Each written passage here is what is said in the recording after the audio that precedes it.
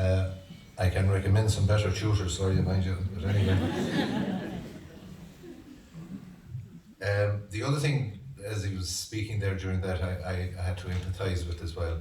As another person born into Galway here, I understand the need to go back and replenish it every now and again as well. Now, I'll call on Harry, who will do the official launch for us. So, if you're ready to go, thank you very much.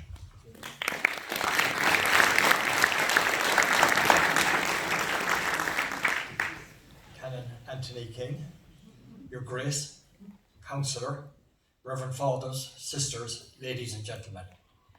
I wish to especially welcome you all here tonight for this very special occasion, but more importantly, a wonderful celebration for our parish. We especially welcome the priests and religious of this parish of Oakwell and the neighbouring parishes. I make special mention of Father John, Father Mihal, Father Charlie, Monsignor Dermot, and Reverend Val, who are here tonight, and you're all very welcome.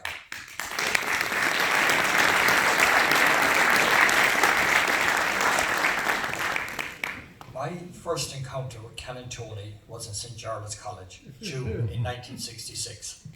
He was a 27-year-old dean of the college. He had the sole responsibility for 400 boarders from 7 a.m. to 10 p.m. and many more hours of making sure lights out meant lights out. This was a 16-hour-a-day job with very little time off. It was an awesome responsibility for such a young man.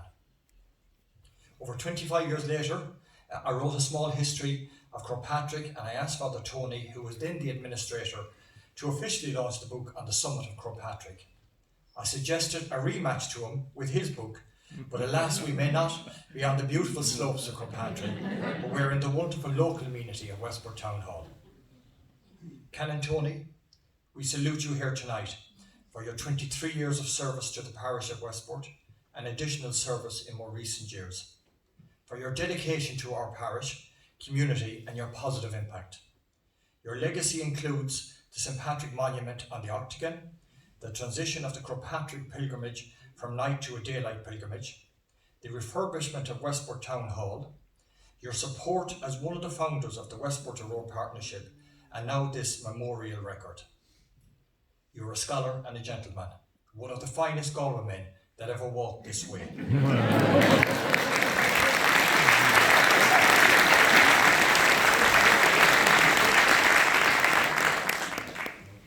Tony, you are an honourable man with the highest ideals, a loyal servant of the Church and of the Archdiocese. You're a great exponent of active retirement, and we're all delighted that you produced this wonderful record. Very well done to you, Tony.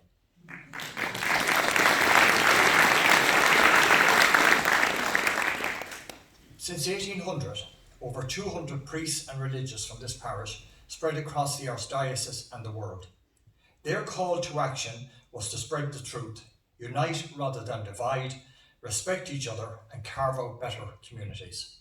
From the beginning, they brought a torch of hope and faith wherever they went. 200 years, it's a long time.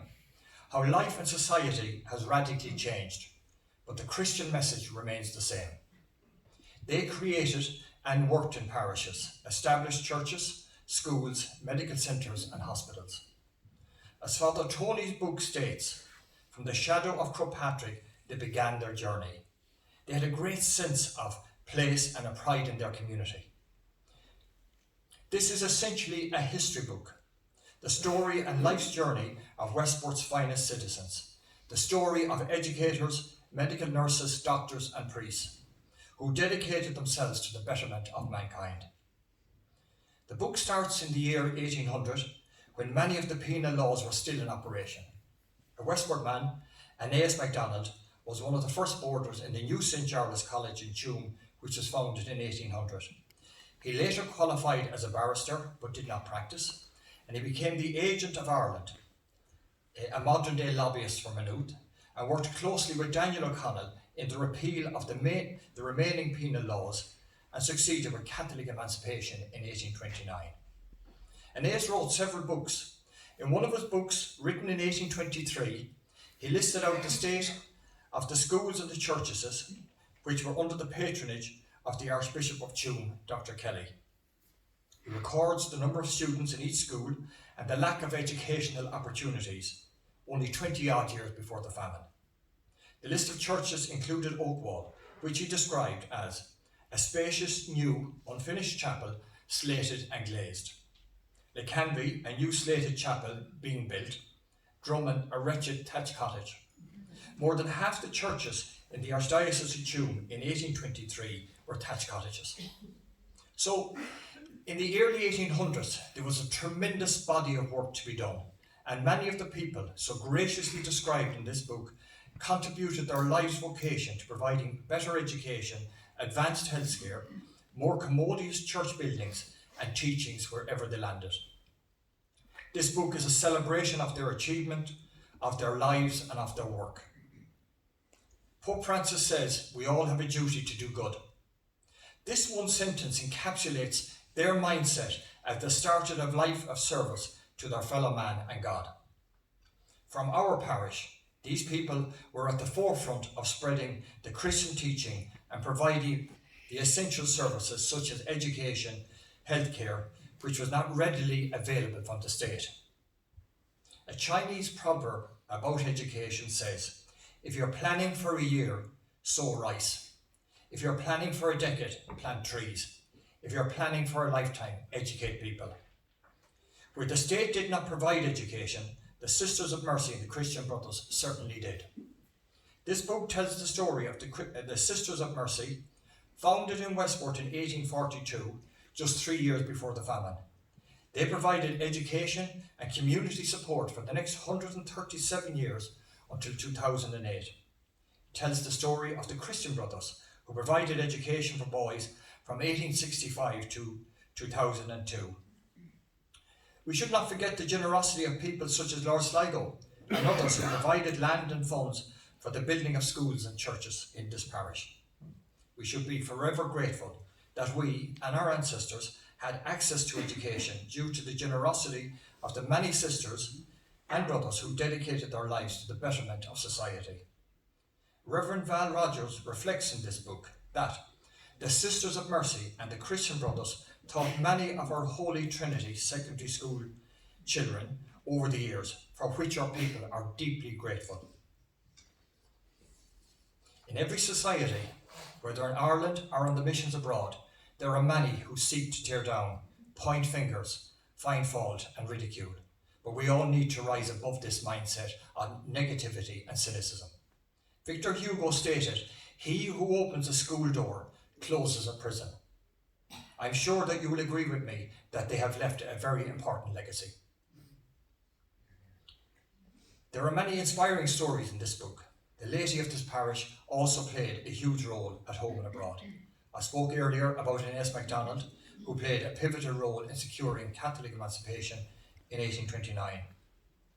Another more recent example is the founding of the Westport Aurora Partnership in 1982, a group dedicated to the improvement of life for the people of Aurora in the Diocese of Eldoret, living at an altitude of over 7,000 feet. That's 3 times the height of Kirkpatrick.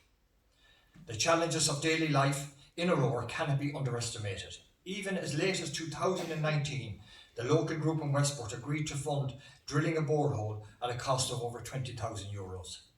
Things we take for granted, such as the availability of fresh, clean water, is an issue, as is the supply of water for agriculture. The 18,000 people do not have access to a doctor, and it's over a 3-hour drive for emergency patients.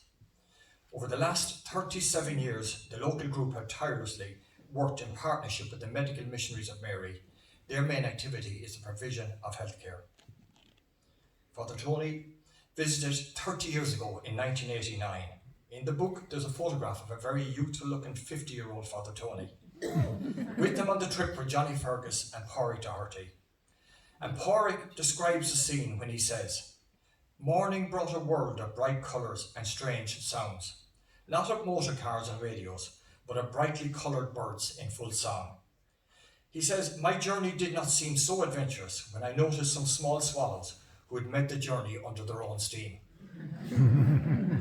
Many from the Westport Aurora group have visited, always at their own expense, bring back reports of progress and some amusing stories.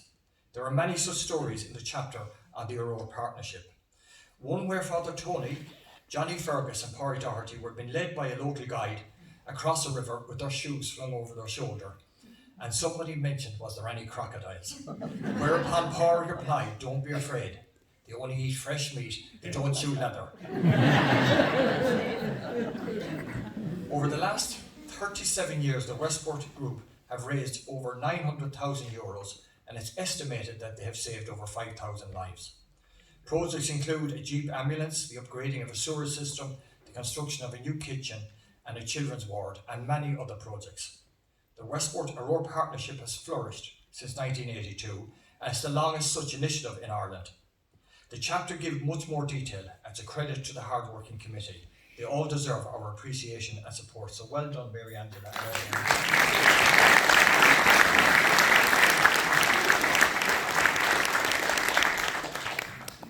Priests from this parish have a deserving and a proud record of service and achievement. Archbishop Neri writes in his introduction, and he mentioned earlier in Father Tony's book, their roots run deep in the soil of Westport Parish, a soil made sacred by the courageous mission of our national apostle St. Patrick. These men and women, your relatives and friends, were prepared to leave the tried and tested and follow a dream. This provided an insight into their character, their faith, their resilience and their priorities. There are several families from Westport who have multiple religious vocations, too many to mention here. However, all are carefully documented in this superb record. There are many anecdotes in this book, such as the longest serving priest in the Archdiocese and the youngest priest, both of whom are based in Westport. They are Father Paddy Gill, 66 years a priest, and Father Gerard Quirk. We're very grateful to Father Charlie for his leadership and his example. But alas, Father Charlie, this book only documents those who are born in the shadow of the reed.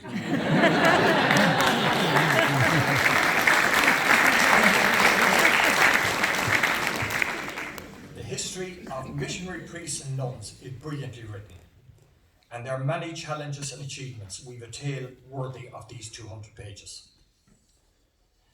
This memorial record tells the story of over 130 sisters, 9 brothers and 100 priests. Some are bishops, abbots, reverend mothers, monsignors and canons. It commemorates the work, loyalty and dedication of our fellow parishioners who served the church and society so well over the past 200 years. It's beautifully illustrated with photographs from Michael McLaughlin, Frank Dolan and Liam Lyons. Many have gone to their eternal rest, but we're blessed to have a current generation of priests and religious with us today. Their legacy is forever written throughout the pages of Father Tony's volume. The history of every diocese will not be complete until the full history of every parish is chronicled. Canon Tony, your beautiful book is such a chronicle, and we commend you as the author. I encourage everybody to purchase this book and send it to your relations in many lands. All the proceeds are for a worthy cause of the Westport Aurora Partnership. It's my great privilege to officially declare Steps to the Summit by Canon Anthony King well and truly launched. Thank you.